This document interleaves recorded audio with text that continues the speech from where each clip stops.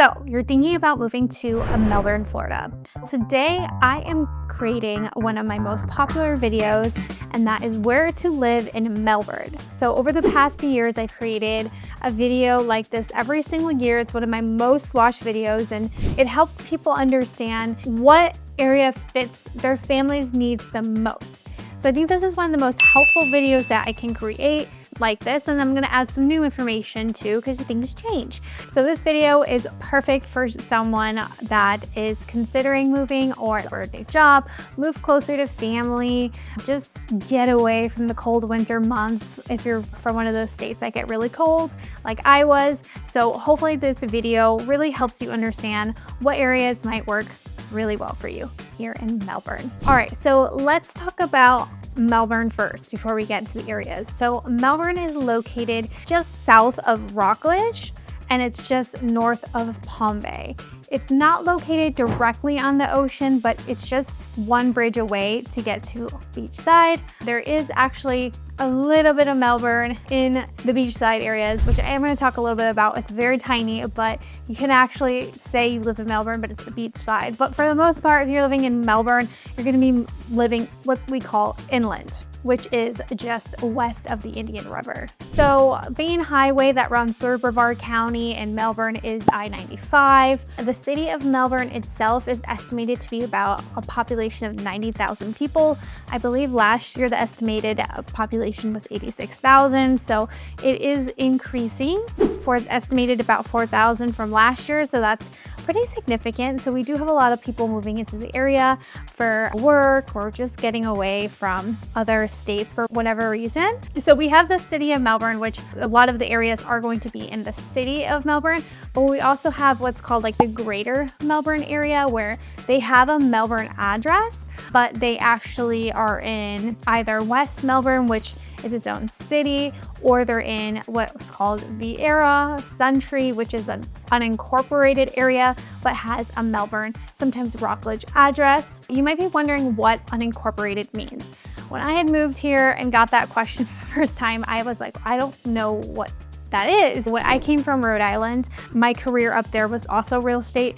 As far as I know, we do not have any unincorporated areas. We all have just cities or towns. But here in Brevard County and different areas of Florida, they also have unincorporated, where they're not their own city. They're part of just the county. They have the county sheriffs, and so you don't have a city hall or a town hall. You vote for your representation through the county. That was definitely a little bit of a change than I was used to, so if you're watching, this might be strange and different to you as well. A good thing about the unincorporated areas is that the taxes are a little bit cheaper than if you were paying a city tax. So a lot of people actually look to live in unincorporated areas. I live in an unincorporated area, which I really love too. The greater Melbourne area, including the unincorporated areas, is about 145,000 in population. So the feel of Melbourne is it's pretty medium density. It's a city, but definitely not like a Orlando, a Tampa, or a Miami by any means. It's a lot more relaxed, but you do have everything you need located in Melbourne, which is really great and convenient. So what I'm gonna do today is I broke down the areas based off how I would look at my MLS. The MLS is the multiple listing services. That's how I look up properties as a real estate agent, and I can look up by areas in Melbourne. That's how we're going to designate the areas today as well. And so we're gonna be starting off in the very north point in Viera, and we're gonna be working down our way all the way to the south point of West Melbourne. And then we'll be working our way to the east, where I talked about that beachside area of Melbourne. All right, so let's start off with Viera. Viera is super popular because it is in the top 25 master plan communities in the entire United States. So that's pretty big by a local regional builder. So it's not like it's being built by a Lennar or any of those big D.R. Hortons and such. It's all being built up by a local builder, which is really cool. The family history of it is really interesting. I have videos on it. I also have tons of videos on Viera itself, whether it's It's talking about new construction, everything about the area. So if you're not new to this channel, you've probably already seen a few of those videos.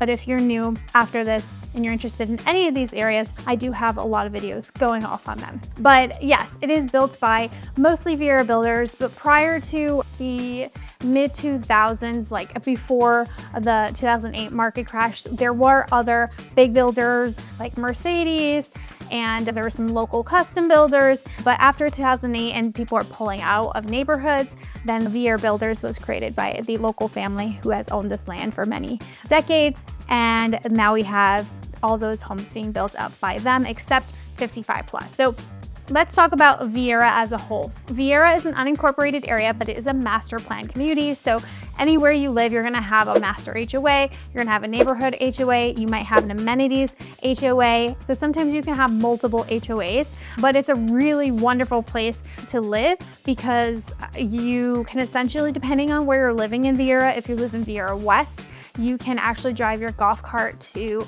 the mall, to the open door mall. You can drive it to, the kids can drive themselves to school if they're 16. You can drive yourself to the golf course. So a really cool area in that retrospect. Viera East is a little bit older, but nonetheless very cool. You still have a golf cart and go hang out with friends, go drop off the kids at a friend's house, but you can't cross over. Well, they do have plans to extend the road called Spyglass, but that has been in the works for many years. One thing about extending roads in this area, they always have plans, but it can take a very long time to make that happen. So don't count on it in your lifetime. I'm sure it will happen in your lifetime, but don't count on it.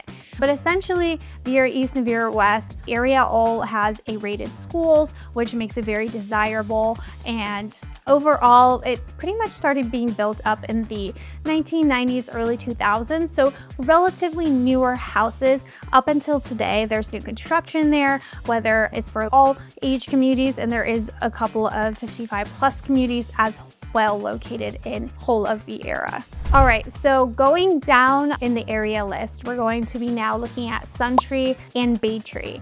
And with them both, they are like the original master plan community prior to Viera. So it started being built up in the 1970s all the way up to the early 2000s. This is a very beautiful area as well. I really love Suntree. I love selling homes in Suntree. It has a lot more mature landscaping than Viera West, where it's also very popular.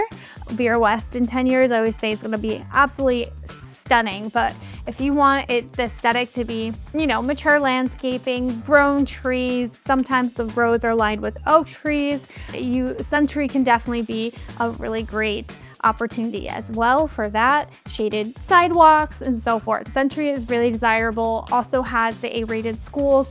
Some of the areas go to Viera schools, and some of the areas in Suntree and Baytree go to satellite beach schools, which also are A-rated. Suntree and Baytree have a couple of golf courses, so if you love to golf, whether you live in that area or you're close by, they have a course that was designed by the famous Arnold Palmer. Baytree is a gated community right by Suntree, and they have different neighborhoods in there, but for the most part, it has amenities, it has the golf course, really beautiful homes built in that community. I just recently sold one, and the home is just absolutely stunning. Brevard Zoo, I love going to the zoo. There's a lot of events hosted there every year. If you're watching this and you are well known to the channel, you're probably subscribed to my weekly newsletter, and you'll see that there's a lot of events held at the zoo. If not, I'll put a link in the description so you can register to get weekly notifications. The zoo is super fun. We go every year for the holidays. There's giraffes,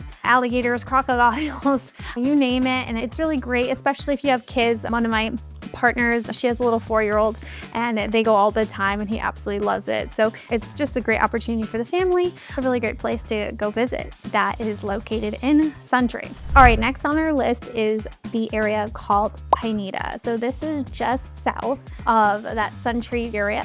It's a very residential. It's off the corridor of Wickham. Wickham is a main road. A lot of people like to avoid it. It can get pretty congested, but it does run along 95 or US 1. So you have a few options to get there, but it is a very desirable area as well, especially because it is priced a little bit lower than Viera and Suntree, but you're super close to the amenities. The residential aspect of it is there's lots of HOA neighborhoods. Mostly in this area, you can get a little bit larger lots. I went a little bit larger. Between the new builds in Viera, you're seeing a lot of 0.18 acres, 0.19 acres, and these ones you can see a lot more like 0.24 acres. Not a huge difference, but it does make a difference in retrospect for yard space and pool space. One of the neighborhoods that I really love in this area is called Windover Farms, and they do have actually larger lots in that neighborhood. Really beautiful. Some of them are up to 5 acres. It could be an opportunity if you're someone that's looking for. It is an HOA. The houses have to keep up and look really nice throughout the community, but it's a lot more laid back and you have a lot more space. The schools in that area are the mix between A and B. Some of them go to the Satellite Beach schools, some of them go to the Melbourne schools. I'll leave the links below so you can do that research if that is super important to you. And just something really great is that you can get, like I said, the larger lots, and it's the convenience of being super close to getting onto Pineeta, and especially if you're working at Patrick Space Force Base, it's super close. All right, so next area is Palm Shores, which is just east of Pineeta, underneath Viera and Suntree as well. So just east of Pineeta is called Palm Shores. It's also a really nice area, very residential, kind of small town vibes. A little bit. It's very small, and a lot of the builds in this area are between 1980s and early 2000s. There's a few parks in this area. It is along the river. So you do have US 1. So there are some really nice houses along US 1, but there's also some parks and river parks to launch a kayak or just go look at the view. So that's really nice. And the highlight of this area is it holds Wickham Park, which is an amazing park. Wickham Park has 400 acres of trails, splash pad, events there like almost every weekend. When I'm doing my newsletters, every other week there's an event located there. We had a key lime pie festival there a few weeks ago. So stuff like that makes it really cool. There's ponds for fishing, there's tennis courts, baseball courts, community center there. So just tons of things in that park, and it's a really beautiful park. All right, next on our list is Lake Washington, which is one of my favorite areas in Melbourne. But first, if you're new here, my name is Rachel Langley. I'm a real estate agent here in Melbourne and the Space Coast for that matter. I help people just like you every day move to the area. I absolutely love it, especially because I was once in your shoes. I was moving from out of state, had no idea what I was doing, crossing my fingers that I picked the right spot, and I'm very lucky that we did end up in the perfect place. I did a ton of research. If you're watching this, I can tell you're doing a ton of research, and that's awesome. So you get to figure out the perfect spot for you. But with that said, I can help with that as well. So if you're making the move or thinking about making the move, you got that relocation offer, or just plan to move closer to family, whatever the case be, make sure you reach out. My information is on the screen right here. You can call, text me, email me, whenever. I'll get back to you as soon as I can, because I got your back when it comes to moving to the Space Coast. All right, next on our list is Lake Washington. Lake Washington is definitely one of my favorite areas because this is an area where you can get a lot more acreage. For the most part, you can find a home not in an HOA. There are a few neighborhoods that are also HOAs, but if you're super against HOAs, then Lake Washington is the place to be. People have said it's like in Lake Washington, there's always a joke that south of Jacksonville, then you're not in the south anymore, but Lake Washington really has that southern charm feel to it. If you have horses, you can get a horse farm there. There's farms. There's just really cool homes there. I love selling homes there because they're super unique. Now, one thing to look out for in this area is there's a lot of wood frame homes. It is a lot more west. It's very inland. So for the most part, people don't have issues. The best thing to get when you're purchasing in Florida is a concrete block home.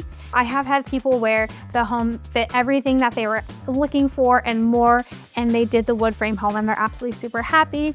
I just always recommend getting a bond because that's super important, especially in Florida with termites. But you should get that anyways, even if you have a concrete block home. Just something to look out for, because I do get a lot of calls from people that say no wood frame home. That is something to consider. But Lake Washington is beautiful. There is Lake Washington Park. There's like the actual lake at the park.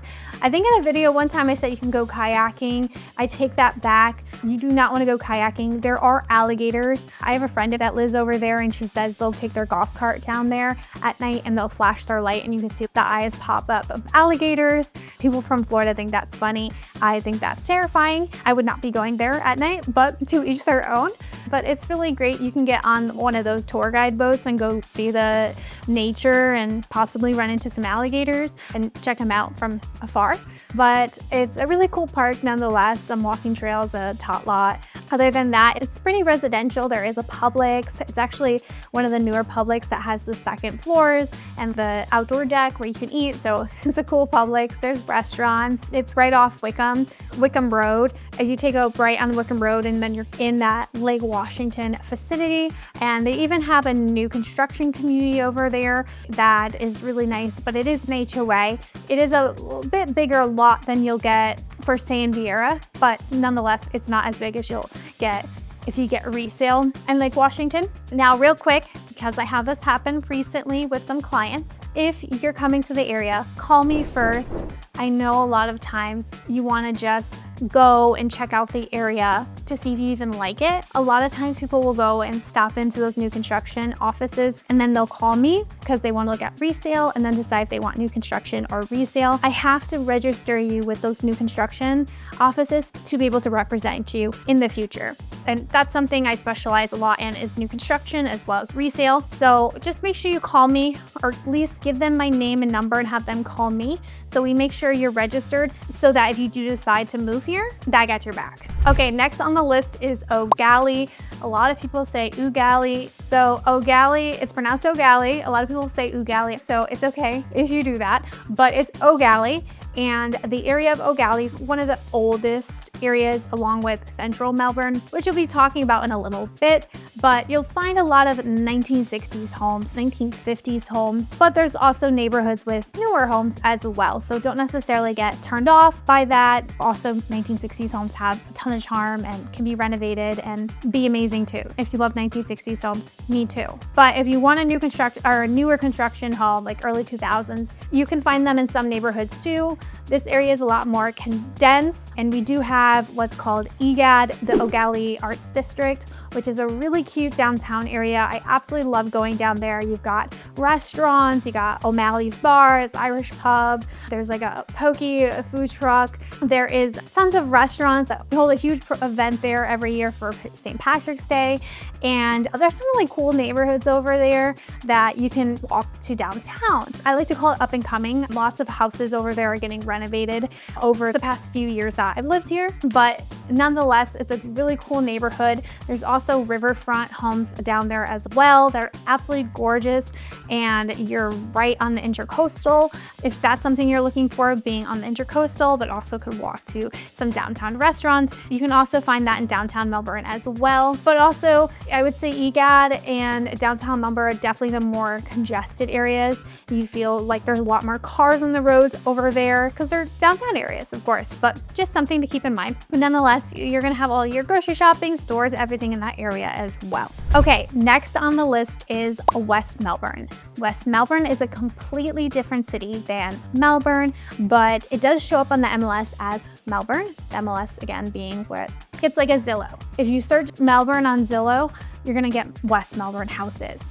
So just something to keep in mind, but I like to call West Melbourne like the suburbs of Melbourne. You got a lot of HOA neighborhoods. There are some more rural neighborhoods super west over there, but there's a few new construction communities over there as well. So if you want a brand new home, that is an option over there as well. Not so much in Gallie, nothing in Suntree, except like a multi-million-dollar neighborhood, and nothing in Lake Washington, like some of the ones I named, but there are a couple of new construction neighborhoods in West Melbourne. They're all HOA neighborhoods. There are a few non-HOA neighborhoods where you can find a brand new home. We call them scattered lots, where you can find a new home on a lot that is an HOA, but it's not as much in the Melbourne area than it is in Palm Bay, which is a completely different city that we're not talking about today. West Melbourne has a whole corridor, the 192 corridor, with shopping, tons of furniture stores, tons of restaurants. So you have everything you need. It's also located super close to Melbourne Mall and also holds Hammocks Landing, which is right on the line of Palm Bay and has Target, Chipotle, Moe's, Ulta, Kohl's. So it's got a lot. So you're never gonna run out of places to shop, eat, or anything like that. It's a little bit further from the beach because it's west. Probably takes you about 25 minutes to get to the beach from West Melbourne. I have a lot of families over there that absolutely love it. One of the neighborhoods that people really love, especially if they're families, is Sawgrass Lakes. They have a huge amenity center, gated neighborhoods, just a really cool neighborhood that I have a few videos on. If you are thinking about that neighborhood, it's a lot less expensive. So it's a nice alternative from Viera if you're more price conscious. Okay, next on the list is central Melbourne, where downtown Melbourne is located. And this area, I'm pretty sure they call it central Melbourne because it is the central hub or the downtown area. It's not actually geographically center of Melbourne, but just want to make sure you see that picture on the map. Over here, you'll find a few HOA neighborhoods, a lot of 1960s homes. There's Melbourne Airport, which a lot of clients fly into.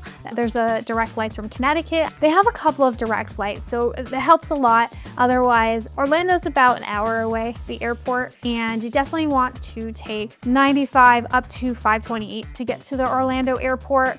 So central Melbourne is pretty eclectic. It has a mix of different neighborhoods.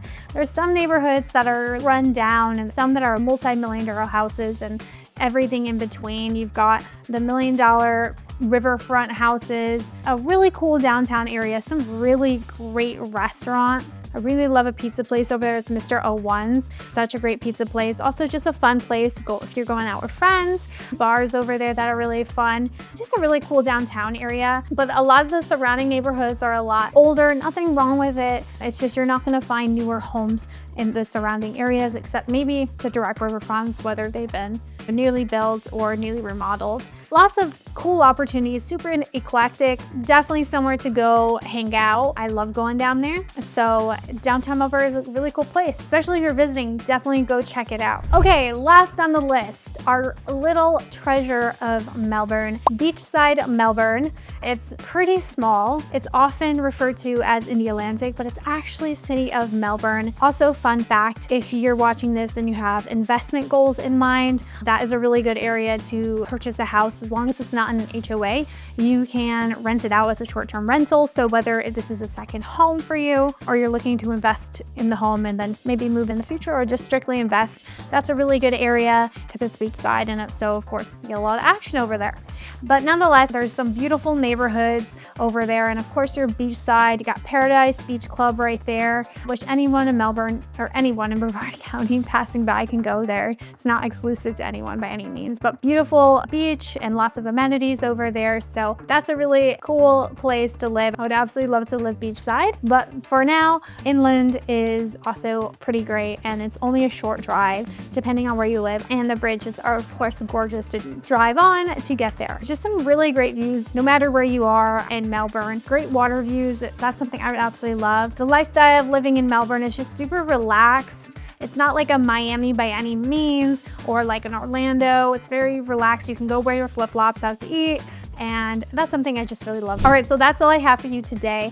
I hope this updated 2025 version of Where to Live in Melbourne has helped you figure out, cross out some areas and circle some areas to dive deeper into. I know when I was moving here, it was overwhelming because there are so many great areas to choose from.